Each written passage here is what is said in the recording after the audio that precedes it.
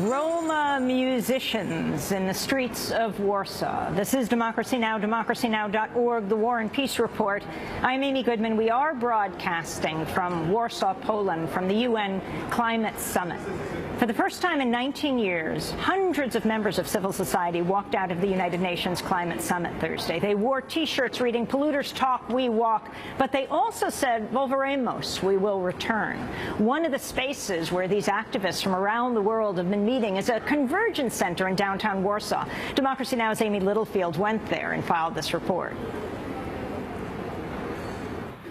We're not far from the United Nations Climate Change Summit here in Warsaw, Poland, but there's a very different kind of summit taking place in this building. It's become a hub for activists who are organizing for climate justice. It's on New World Street, and they play around with the name. My name is Monica, and I work for Global Call for Climate Action. Can you tell us a little bit about the history of this building? So this building was for many, many years known as a cafe for artists, a very nice place for cultural events.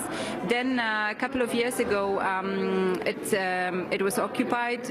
It started to be like a place for liberal leftist cafe, publishing house, convergence space, etc. Unfortunately, they were kicked out by the city from here. And then it stayed empty, and right now we are kind of reviving the whole thing. It used to be named Brave New World after Huxley's book, and today for the 2 weeks of COP we named it New Green World. I'm Graham Thurston-Hallett. I'm with a group called Earth in Brackets, a student organization out of College of the Atlantic in Maine, and I'm also from the US. I'm here tonight because I was debadged on my first day of my first COP in Poland. We were kicked out for an act of solidarity with the Filipino delegation after Yeb Sano made this heartfelt speech coming right after the tragedy of the typhoon. Upon his invitation, we walked with Yeb and held a banner that read, "How many more?" Debadged means that Graham was banned from the conference, along with Maria Alejandra Escalante Rubio. She's from Colombia. And how is climate change affecting people in Colombia? I would say that there are two drastic changes in the recent years. One is the impact on the Pacific coast because of El Niño and La Niña phenomenon. So impressive floods to especially towns that are really scarce in resources. That is becoming a yearly problem, and the government is being absolutely unable to fix that problem, to adapt to the problem, to send resources in order for people to survive there, literally. My name is Adrián Fernández Jauregui. I came with Earth in Brackets, and I am from Bolivia. And what are the key ways that climate change is affecting people in your home country of Bolivia? One of the ways climate change is affecting is we are losing our glaciers. So Bolivia gets a lot of its water from it's called tropical glaciers, or glaciers that have been formed in the last ice age, and at the end of the last ice, well, in that process, so it's melting at a very, very fast rate, and that is the source of water for like thousands and thousands of people. All the people that, especially in the highlands, depend on this water for their livelihood. My name is Ruth Nyambura. I come from Kenya, and I work with the African Biodiversity Network.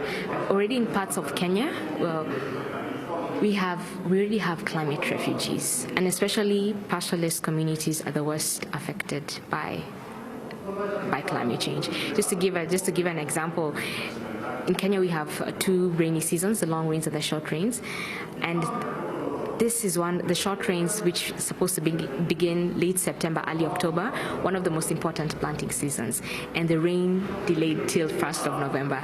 And at this particular point, it stopped raining.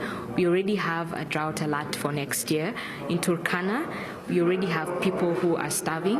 So we're already going into 2014 knowing full well that we're going to have serious problems with regards to food. But at this particular COP, I've seen the youth really taking a lead. To be very honest, if nothing comes out of this COP, what the youth constituency of the UNFCCC has done has really, really changed the game. The working relationship and the ideas and just start saying that enough is enough. We can't take crumbs from the high table anymore. So this has been a beautiful, valuable space for everyone. I, as a young African woman here, for my friends who come from Latin America, for those in Asia, and also our comrades and allies in the global north, to come together to sort of try and I don't know, I don't want to say solve the climate crisis, but actually do something. That report from Democracy Now!'s Amy Littlefield here in Warsaw, Poland.